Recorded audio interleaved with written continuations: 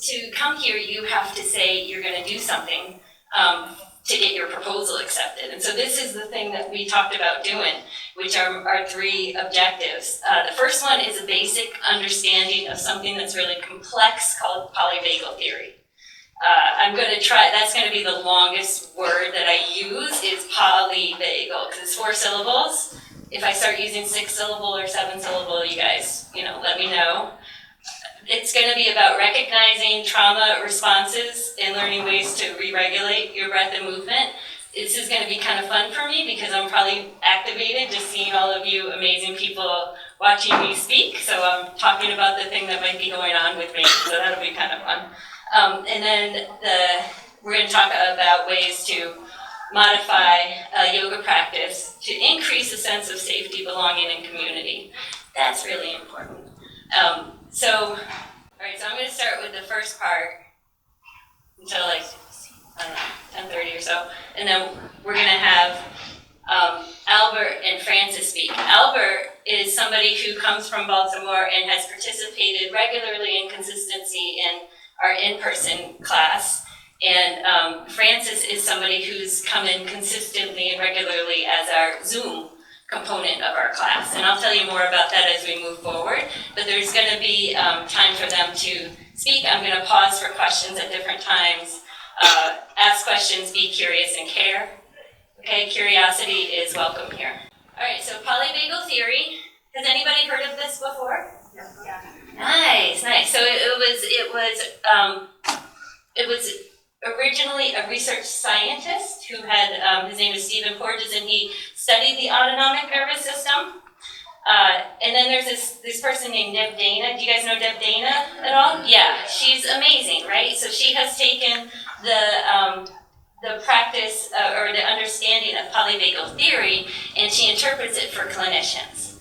I think that's really helpful, and a lot of the stuff that I'm talking about today is because I've gone to her trainings, and that's her website if you want to, go for the deep dive. I'm not doing a deep dive today, but if you want it, that's where you go. And there's 3 ideas about polybagel theory that I really want you to understand and carry with you. You don't have to all the time. Please let me know if it gets complicated. But there's 3 main principles. The first one's neuroception. That's 4 syllables. We're okay with that. Hierarchy and co-regulation. All right, so neuroception. Another way I think of neuroception is self-awareness. Neuroception is a word that Stephen Porges made up. The closest he could come to the idea of looking within was looking outside. So that was a word like perception. So he had a little neuro on it and turned it into neuroception. But that might be a heavy word to tell people. So I kind of think of it as self-awareness. And something to be aware of. There is a nerve inside of you called your vagus nerve, hence polyvagal theory. The nerve is also called the wanderer. And this is like a picture of it. It's actually 2. And it's 2 nerves that are the 10th cranial nerve, and it comes off of your neck. It's the longest, it's the most complex. It's a super highway of carrying information. It runs down your left side and your right side. It touches on all sorts of things, on your eyes and your ears and your lungs and your heart and your stomach and your. It just has a little bit of tentacle on everything, and it does this for a reason. It regulates your things like your heart rate, your blood pressure, sweating, digestion, and speaking. So if my speech gets a little shaky, or if you see that I'm perspiring, that's because I'm speaking in front of all of you guys. It happens all the time. But this is my vagus nerve that's sort of dipping in and out, looking around at you guys, seeing if you're with me, you're nodding your heads. It's a great thing. The reason that the vagus nerve has its little tentacles on everything is that it helps you to respond if you need to. And it helps to mobilize your resources, right? So it has this beautiful design. And part of this is befriending that beautiful design. We talked about science of human connection It's about understanding that it will help you to respond. In a contest between your nervous system and your brain, your nervous system will win. But what we talk about a lot is our brain. I'm a therapist. I don't know if I told you guys that. I'm a therapist at Healthcare for the Homeless, so we do a lot about thoughts and talking.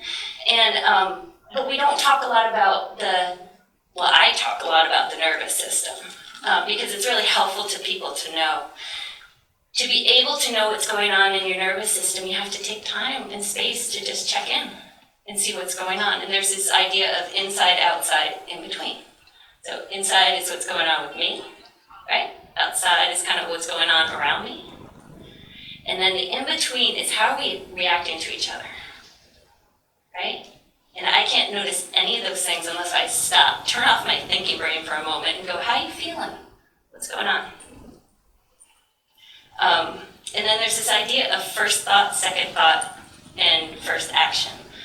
I don't know if any of you have heard this idea before, but I'm just going to pass it on. A lot of people think they're their first thought. And my first thought is mostly my nervous system. And sometimes people with lived experience of trauma and difficulty might have a first thought that's always anxious or angry or scared. You know, that first thought just right goes there.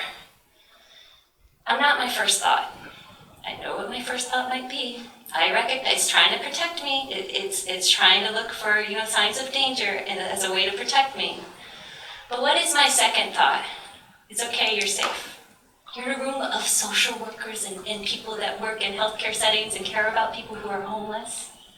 Like, if you're bombing, they're all gonna like you, right? That's my second thought. You're rooting for me. I know you're rooting for me. So that's your second thought. So you can go into your second thought if you pause and notice. And then what's your first action? Keep going. Now, if I let my first thought rule my behavior, I might run right out of here, figure out how to get back to Baltimore. But I'm not going to do that. And it's really important that you know this when you're talking to your clients because sometimes they feel like they're angry people because they've experienced so much violence that their first thought is violent. And for someone to say, I know you're not a violent person, I can see in your heart. You're trying. Why don't you come to yoga? A bunch of nice people there. I gotta let them know that, and that really helps people feel kind of relieved. Like, just because I have an angry thought doesn't mean I'm an angry person, or an anxious person, or a fearful person.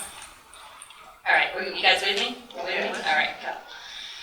Whew. All right, so that was neuroception, self-awareness. Second part is hierarchy,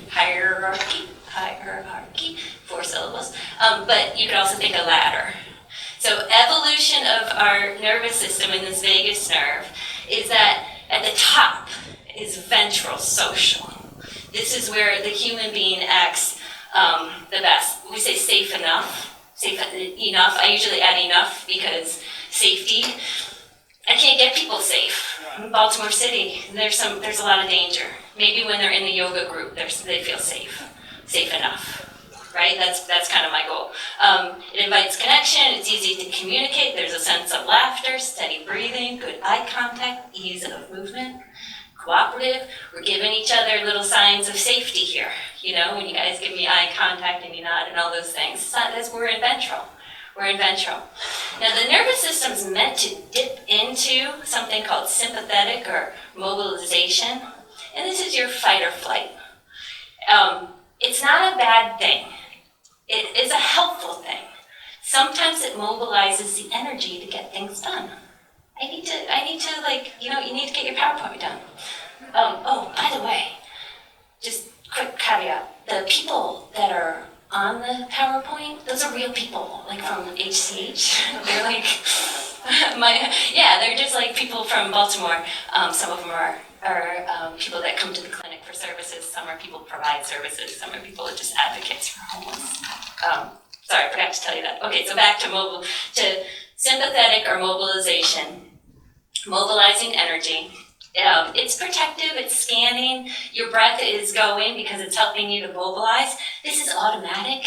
You don't mean to, but it just happens to protect you because if you saw a bear, you want that executive functioning to go offline so that the blood can go into your hands and your arms, and so you can run away or you can fight or do whatever you need to do, right? So you're meant to dip into it, but then if If things are going well, you come back to ventral when you feel safe again. In, up, out, a little flexibility. And then we move into, so if that's going well, you're kind of moving between those two. Some people have to be in sympathetic or mobilization all the time. They have no place that they feel safe. There's no place. And so they're stuck there for whatever their experience might be. It might seem like a safe place to me, but I don't have their lived experience. It might feel really dangerous. And so they stay in that place of mobilization or sympathetic. It's exhausting. It's draining. It's just gets too much overload. And that's why I mean, like, if you get overloaded here, walk out, take care of yourself, get back into ventral, come on back. Okay, you're meant to take care of yourself in that way. But when that happens, when we get stuck there, we go into something called dorsal, which is immobilization. I'm just giving you different words to use. You choose whichever one feels best. But it's like shutdown and depression, disappear. These are people that collapse, they feel hopeless, they're slumped, they avoid eye contact, shallow breathing. A lot of times they don't come into the clinic at all. Where I go, they'll be the ones that are in the corner, don't talk to anybody. Just let me sit here. Just so you know, they're welcome at yoga too, where we do it, the way that we do it. And that is the as the nervous system developed, that's the most primitive way that we get through things. Okay? Yeah? Sorry, I don't know if you're taking questions. I'll take a question. As a therapist, Yeah.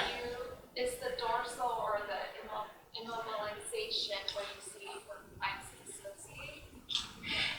So yeah, right? So they're not able to get themselves moving.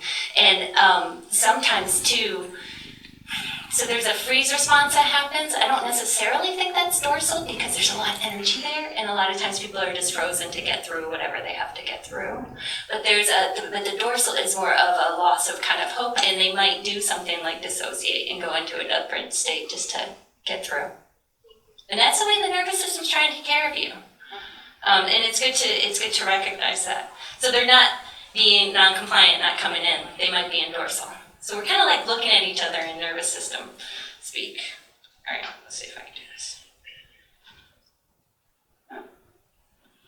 There we go. All right, and so these are just, if you put your name on that clipboard, I'll send you these. They're a little hard to read up here, but there's just two different ways to think of the ladder.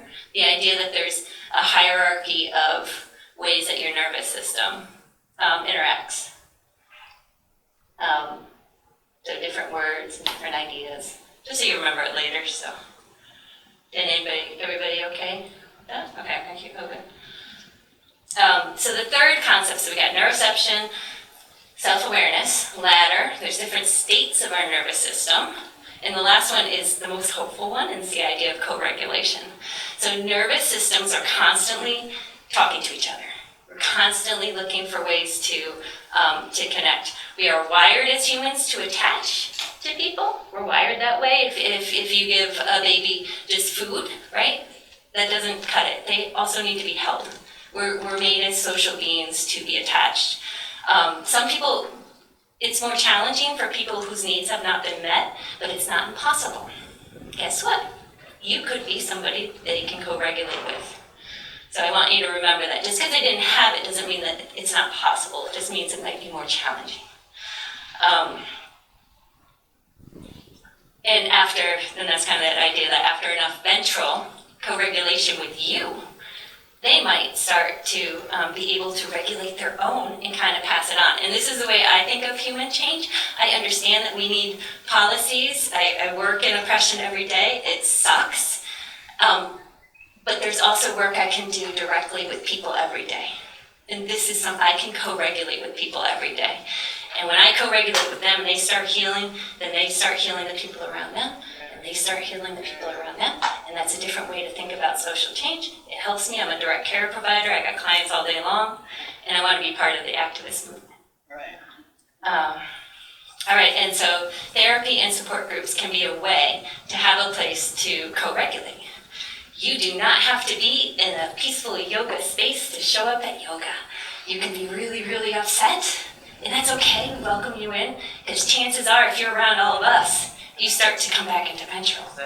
And you start to notice, like, somebody lets me be here as I am. And you don't have that experience in a lot of our places. Do you belong? Did you check in? Did you do this? Did you do that? Right? We got that a lot with people that experience homelessness. And with us, we try to keep it as open as we can. You have to check in, but we make sure that it's done as humanely as possible. And you can leave whenever you want if you don't want to. All right, so a couple things to consider with the Polybagel Theory. We're always communicating. We're always sending out cues. When in doubt, be transparent and give cues of safety. So if I had an issue going on with my kid, right, before I show up at work, it's really good if I tell somebody. I don't have to tell them all the details of what happened with my kid. I don't have to say everything. But I probably want to say, I need a minute to just ground myself here today, with you. Because if I don't mention that little piece of transparency, they're going to think it's them. And that's with all the humans. That's with my colleagues, that's with the clients, that's with the strangers, because I'm like, and I can't fake it. I'm just on it. I just got to own it. And so that can be really helpful to people. Social order disruptions for communal beings are as dysregulating as access to food and shelter. So this is why people get really mad if somebody cuts the line. Or this is why they get really mad if their appointment isn't on there. Because you've messed with their idea of social order. And so how do I help with that? I say, I get it. How can I be helpful? I can't get you seen today, but what can I do to help? You want me to call somebody? We do something? And I can talk to them about why that would be, so that they can feel that cue of safety and come back into their ventral. Work on your own nervous system first. Really, really helpful. Curiosity is a quality of ventral. So if I am judging someone, and I'm saying, that's an angry person, right? Why are they angry? I wonder what's going on with them. That's me getting back into my ventral. Me going there and they're angry and you better protect yourself, right? That's me in my sympathetic, which is not really great and useful at my work where I'm trying to engage people and I'm the therapist. But me being curious, I wonder what's going on for them today. And taking the time, they may or may not want to tell me, but I can ask a question. And then one thing, I just want to give you a little tool, because, to ask somebody to be in ventral is kind of hard sometimes. So one way to do it, and this is from Deb Dana, is who, what, where, when. Who, what, where, when. So who brings you in ventral? Who's somebody you talk to at work? Who's somebody you talk to at home or that will help you through a challenge? Thinking of that person, just even thinking of that person who accepts you as is and knows that you're trying. What is an object that you hold that might remind you of safety?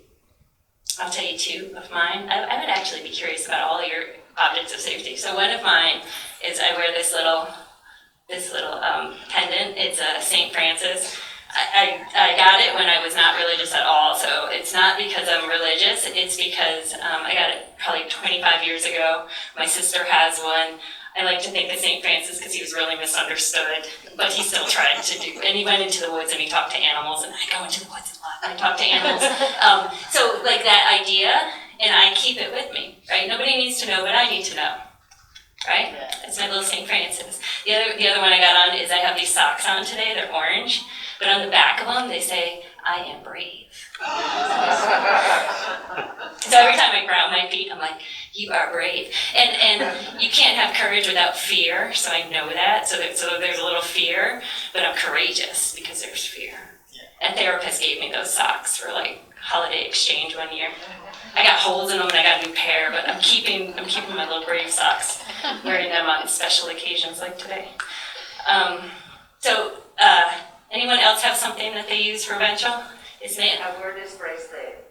On the inside it says your anxiety is lying to you. See? Right? So in the moment when your anxiety is telling you, you look at your bracelet and you remember, oh yeah, that's anxiety. Trying to protect me a lot. Yeah. It's a good one. Anybody else have one that they have? Maybe it's something at your work or yeah. I have some olive beads and I chant to them, and then so that reminds me of just the peaceful, quiet time and time for myself, and it makes me feel centered. Beautiful. Yeah.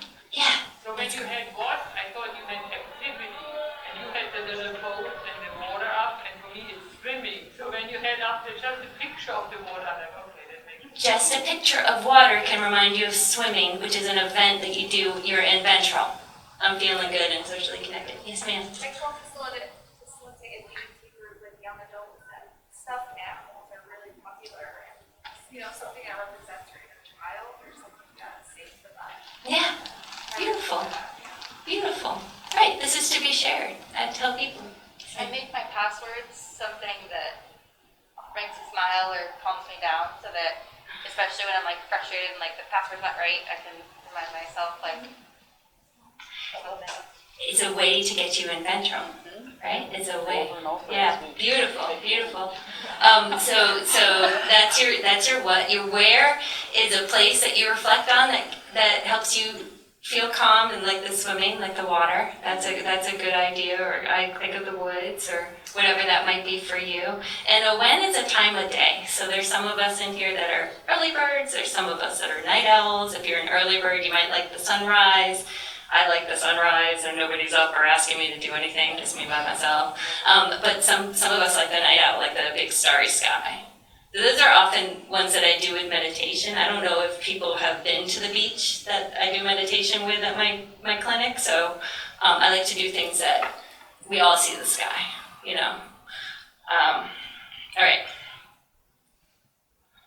All right, so any questions so far?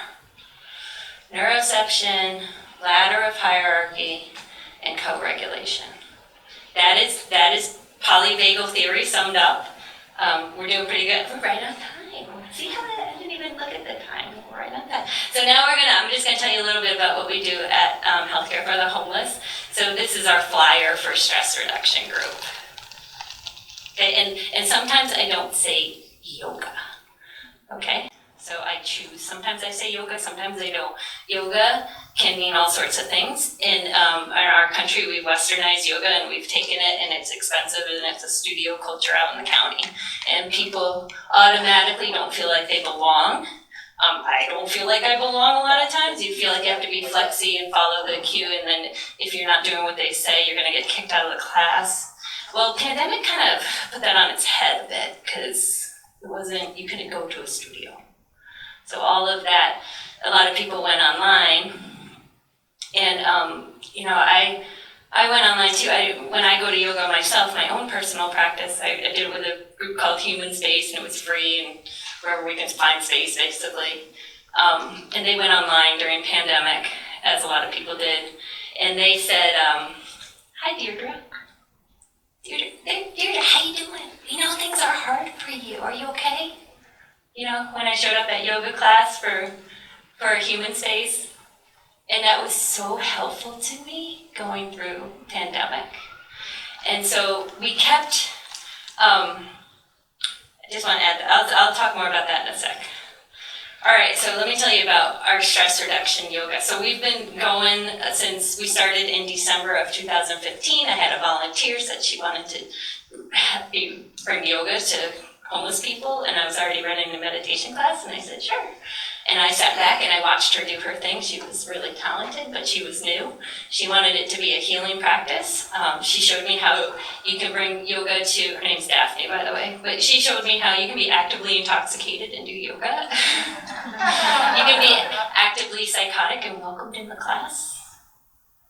It was really beautiful. Like, I would be like, oh, I don't know. And she'd be like, come on in. And I would sit back there as a representative of the agency, just in case anything went wrong, but nothing went wrong. And I was like, oh. So I do not disqualify people from coming to yoga. It's an inclusive community.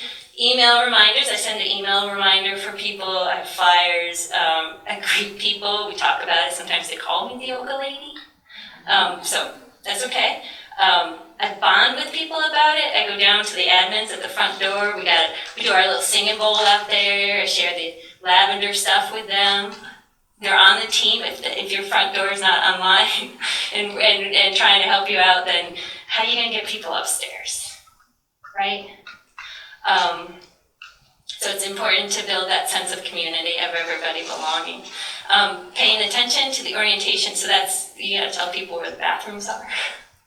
You gotta tell them about water and cell phones. Let them know you're welcome here. We don't do it the same way as other people do. You have issues in your body, that's okay.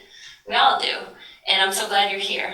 I was taught yoga in a way that was bringing it to healthcare centers. So I was taught how to teach people that have had stroke, by putting my own arm in a sling and my leg in a flexible cast. Or not flexible cast, but you know what I mean, like the one removable nurses. Yeah, you guys gotta correct me. But right, so that's a different feeling of how do I teach yoga in that way? You can, absolutely can. Offering options, checking in with people. How you feeling today? How's your well-being? How's your nervous system going? How's your body going? You got an injury? And then during the class, I'll offer you options based on that. We teach to the people that are in the room.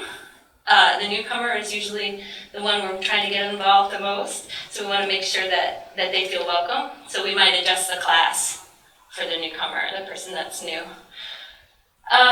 So safe, clearly understood language and instruction. So I want you to just think of the idea of the word trigger. Right, which is something we say a lot. I got triggered. I don't say triggered anymore. I say activating, because that feels better in my nervous system. And I work in a place where there's a lot of gun violence. And if I say something to them about stuff, but their nervous system says threat, watch out. And they don't necessarily, they're not on board yet, so they don't know this is going on. They just look at me and say, she's unsafe, be careful, watch out. Don't talk to her, she's a trigger, right? And so I need to just be aware of that. And I like activating better. I steal everything that I learned from other people. So I did not come up with this idea, I just felt it in my own body.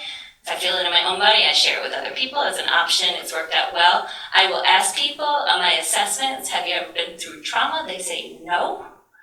I say, okay, we keep going. You ever been to the hospital? Yeah. When? Shot 9 times. Wow. I didn't know that. Did you ever talk to a mental health counselor? No. True story? Okay, I'm so glad you're here. That's great, you're opening up to me. You know, that affects you. You might notice things. You might be scanning the room. You might not like people behind you. You might notice your breath. You might notice threats where other people don't notice them. Right? Because it's your nervous system trying to protect you because you had the experience of being shot. So I'm really, notice my words. I don't use complicated yoga words. I know some Sanskrit, but sometimes people don't get it with the Sanskrit. So I try to keep it simple. We encourage laughter, stories, feedback. If somebody says, ooh, that feels good, we say, cool. Right? Right? And then I provide some nourishment. So nourishment for the body, but also nourishment for carrying the practice forward. So I like bananas and oranges because they both have peels and they're soft enough to eat without teeth. That, like an apple, it's kind of harder and you gotta wash it. And it's not good on teeth, but bananas and oranges, so that's why. And it's nutritious because, you know, I am a mom. I have a thing about like sugary donuts and snacks. And I'll give out handouts a lot of times. Albert steals all my handouts because he gives them to other people. He also takes any extra bananas and oranges to give out to other people. All right, so we are doing really well. Do I have any other questions about what we've talked about? Yes, ma'am. Yes, when I did a yoga class in a mental health clinic in New York City, the hardest thing was for people to get them to take off their shoes. They really did not want to take off their shoes. I was wondering if you managed to get it. I say, do you want to take your shoes off? Don't. You know, you want to take your shoes off? Take them off. You don't want to take them off? No problem. Control. You want to leave them on? You want socks on? Socks off. Doesn't matter. And I'm different every day. I don't know. Sometimes I take them off. Sometimes I don't. It's not so big. Oh, actually, let me. I guess I got to show you. All right. So this is a little article that was written about us for the newsletter. You see? And this was like before pandemic. So we had lots of mats. People were welcome to show up. There's some people that are sitting in the back, right? Just sitting there. They're just in the room. They're part of the class, but they're not participating. No big deal. There's a little kid. His grandfather was watching him. He was welcome to come in the room too. And that's just we had volunteers at that time. Pandemic. right? March 13th of 2020, I knew it was going to be our last class because they canceled school. And I said, everybody take what you've learned and bring it out into the world. They really need you. And this is our class now. So we do chair yoga mostly. Fits the bodies in the room a little better. If you do chair yoga, you can do yoga anywhere. You said cherry? Oh, Chair. Sorry. Chair. So from the chair. Look at the picture. Yeah. And that's on the wall is our Zoom. And so some people come in by Zoom. It feels better in their nervous system. And Frances is going to talk a little bit more about how that experience is for her. Because that's how and we talk to the people on the Zoom. Because remember before, like it's different than a yoga class on YouTube. They don't know me there. Yes, ma'am.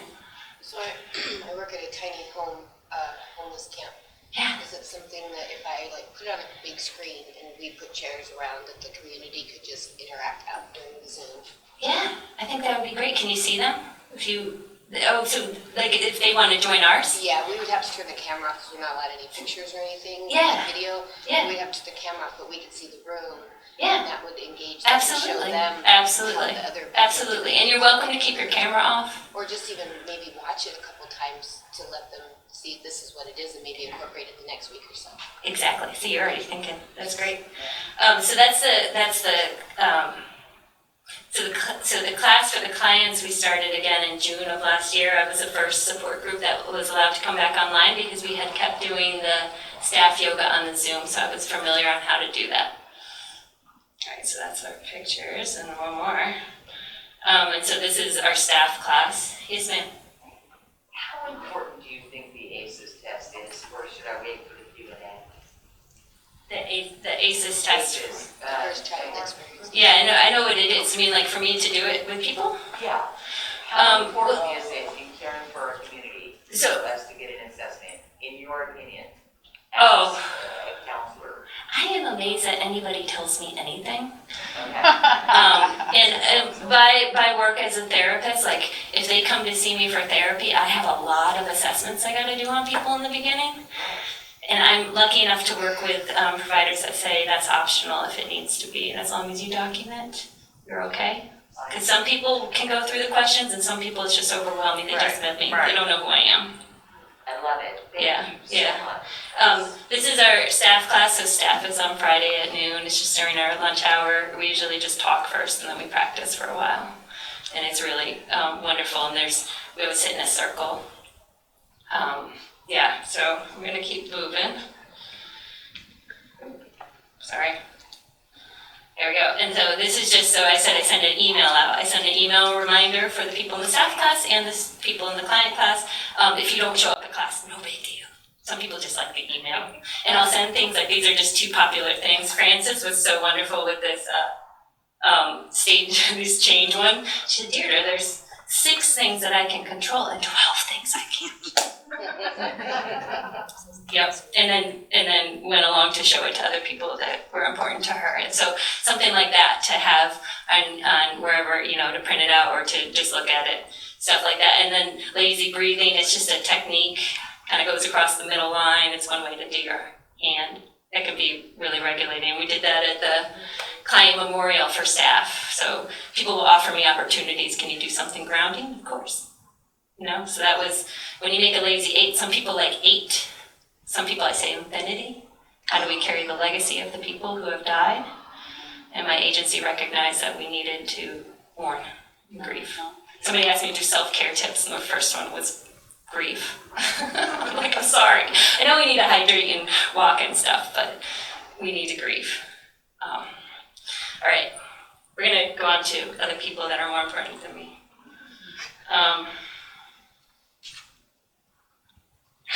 Sorry. I know. So we start with Albert. Albert, would you like to speak?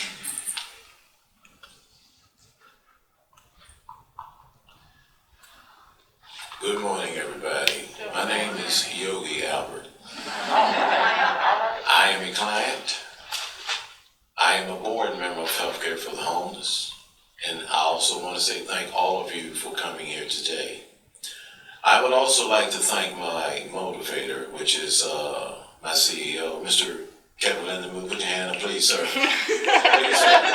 Thank you so much. This This man is a great motivator. He motivates verbally and non-verbally. Yeah. Now my connection with yoga is over 50 years. I first started watching public TV in the 60s when it was called Leila's Yoga. It was one tall, skinny white lady with a long plait running down her back that did it. And everybody in Baltimore at that time used to say, well, what is this? This woman's crazy. The woman wasn't crazy. She was ahead of her time. I used to sit on the floor and study, but I was one of these kids that was a troubled kid. I was the master of what you see out there today. I stayed in prison as a child. I ended up doing 48 years because I was involved with gang activity, robberies, all this kind of stuff. But all those years, I still continued to do yoga. I started reading yoga. I started absorbing yoga. I started making it a practice in my everyday life. I'd sit in my cell do yoga. I'd go in the yard and do yoga. People thought I was really out of my mind. And I also ended up helping correctional officers. I helped them to relax. I helped the wardens. I helped assistant wardens. But at the same time, I continued to study and learn yoga, and I found that in order to be really proficient in it, you have to continuously study.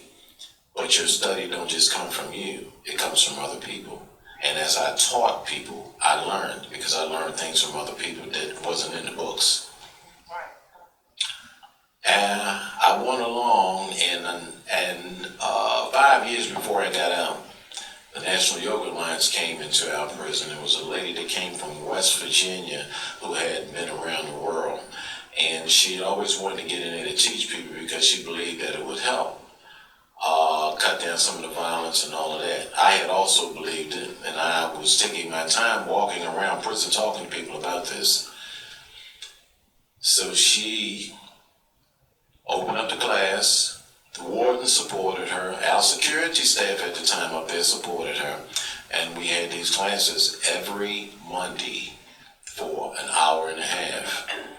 And I would go, and she would teach me things. And then I would show her things. And then they would say, well, how do you know? I said, I was doing it before you. I just didn't know what it was. So I started learning terms. I started learning how to apply it to life. I started learning how to have conversations about it. Because a lot of times when you deal with yoga, people can't have conversations. They're like, well, when was the last time you did a twist or a headstand? And they'll say, what? What is that? What's a twist? And I would have to show them, and it's really simple. This is a twist. You can do it standing. You can do it sitting. You can do it in a chair. You can do it on the floor. But over time, I realized that in order to really be effective in yoga, that you have to take people where they're at. Because I had a couple other people that was teaching, and I used to watch some of the people that came in that would teach with her. They were trying to get people to do postures that they were not capable of doing. So I will sit and I'd watch. And over time, what I did, I started breaking everything down, even before I understood what I was doing. Then I started noticing the effect upon myself, because I was always a very angry, rage-filled individual.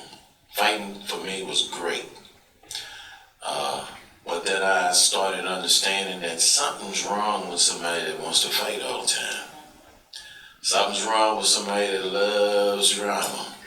So the more I started looking more into my own actions, my emotions, the more I practiced yoga, I found that the asanas started pulling the anger out. The asanas started making me more relaxed as a person. And the last effect was I started noticing that even though I was around drama, I was calm. And I was like, what's going on here? I didn't realize that it really did work. So the more I understood that it worked, I started talking to other people in prison about learning yoga.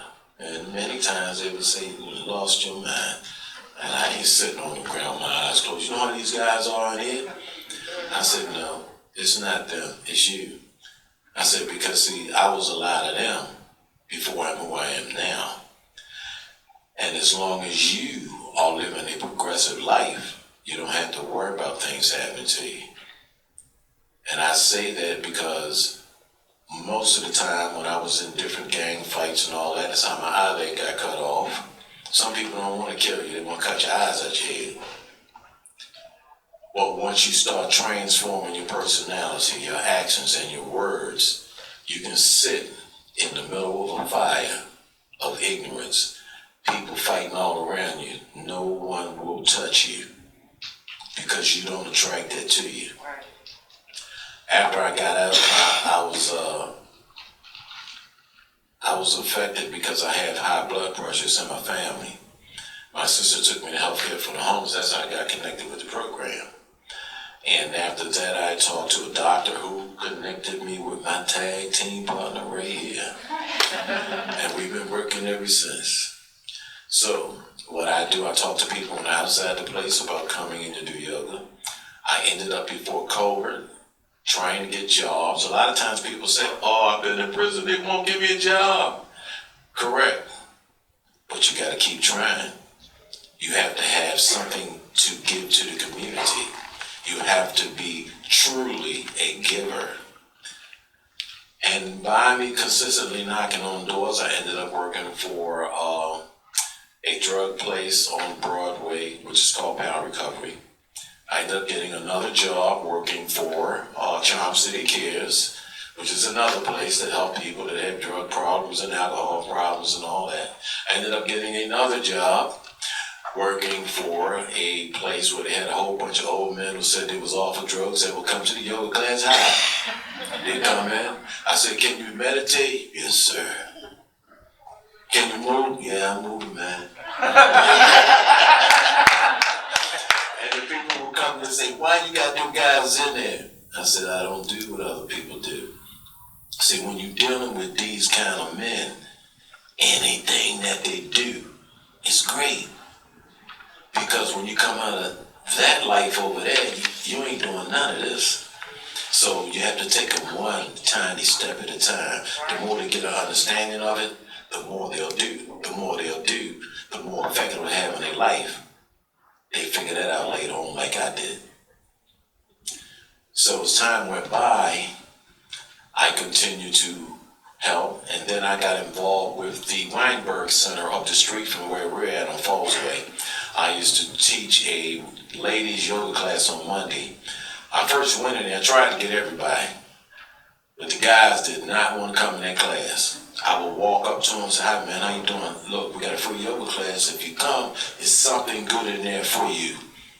There's something that can help you out, something that can take that rage and that anger out of your life, help you think better, help your body feel, man, get away from me, I don't want to hear that. I said, well, when you see me, I'm always here. So I would continue to go there every Monday and teach these ladies. And my greatest experience up there was one Monday I walk in, I got about 10 ladies in there, we doing yoga in the chair, by the way. And a lady rolled in a wheelchair. So she's sitting there watching us, and I said, excuse me, can I help you? She said, not really, because I used to try to pay people money to teach me yoga. No one could teach me. I said, okay. Let me know what you got. She said, what you mean, what you got? I said, it's very simple. What can you move and what you can't move? She said, well, this whole side of my body right here can't move. I said, what about the other side? She said, it can move. I said, great, I can teach you. Come on over here. So I started teaching her a neck exercise. The next exercise I taught her was a sitting side bend, which is this exercise right here, sitting in that wheelchair. The next exercise I demonstrated to her first and showed her was the sitting back bend, but she could only go down so far with her one hand in a wheelchair. And the next exercise I gave her was a partial twist. After that lady did her yoga class, she was absolutely elated, and I was happy too. I mean, I was more happy than if I had some money in my hand. And this woman was like a jewel. Every Monday she was there like a soldier. What you got for me today? I said, I got something for you. You gonna love it too? Please, enjoy. And we would work.